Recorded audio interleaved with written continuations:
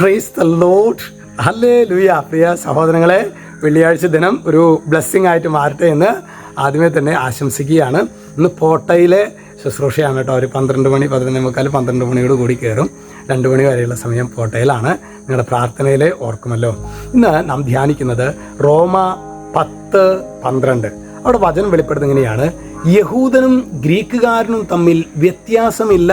എന്നിട്ട് പറയാണ്, ഒരുവൻ തന്നെയാണ് എല്ലാവരുടെയും കർത്താവ്, തന്നെ വിളിച്ചപേക്ഷിക്കുന്ന എല്ലാവരുടെയും മേൽ അവിടുന്ന് തൻ്റെ സമ്പത്ത് വർഷിക്കുന്നു. അതായത് വിളിച്ചപേക്ഷിക്കുന്ന മുഴുവൻ പേരുടെ മേലും കർത്താവ് സമ്പത്ത് വർഷിക്കും.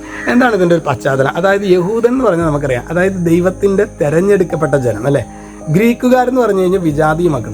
ഇവിടെ വചനം പറയുന്ന ഒറ്റ കാര്യമുള്ളൂ. നമ്മൾ യഹൂദനാണ് എന്ന് പറഞ്ഞിട്ട് നേരെ ചൊവ്വനെ നമ്മൾ ഈ ദൈവമായ കർത്താവിനെ വിളിച്ചപേക്ഷിക്കുന്നില്ലെങ്കിൽ അതുകൊണ്ട് പ്രത്യേകിച്ച് ഉപകാരമില്ല എന്നാണ്. ഇതുപോലെ തന്നെയാണ് നമ്മളുടെ കാര്യം, പ്രിയ സഹോദരങ്ങളെ.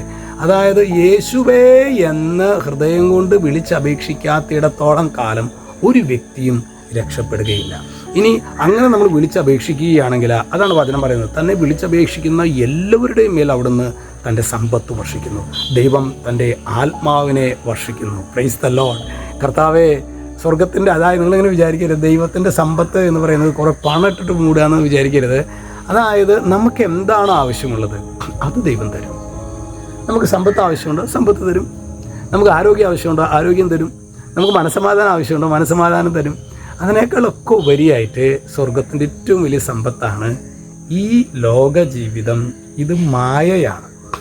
ഇന്നല്ലെങ്കിൽ നാളെ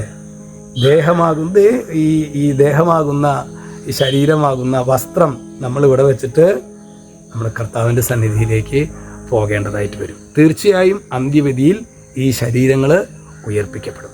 അപ്പോൾ അതുകൊണ്ട് തന്നെ പ്രിയ സഹോദരങ്ങളെ, കർത്താവിനെ ഇതിൻ്റെയൊക്കെ ഈ കാഴ്ചപ്പാടുകളൊക്കെ നമുക്ക് അവിടുന്ന് നൽകുന്ന സമ്പത്തിലൂടെ മാത്രമാണ്, പരിശുദ്ധാത്മാവിലൂടെ മാത്രമാണ് നമുക്ക് ലഭിക്കുക.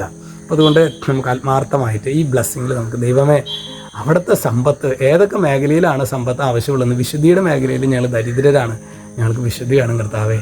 ഞങ്ങൾക്ക് വെറുപ്പും വൈരാഗ്യമൊക്കെ ഉണ്ട്, ആ മേഖലയിൽ ഞങ്ങൾ ദരിദ്രരാണ്.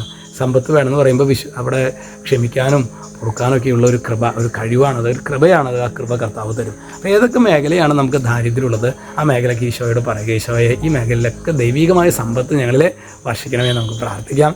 ഈശോ നമ്മെല്ലാവരെയും സമൃദ്ധമായിട്ട് അനുഗ്രഹിക്കട്ടെ. രക്ഷിതാവായ യേശു ക്രിസ്തുവിൻ്റെ നാമത്തിൽ ആശീർവദിക്കുന്നു. ഇപ്പോഴും എന്നേക്കും. ആമേൻ.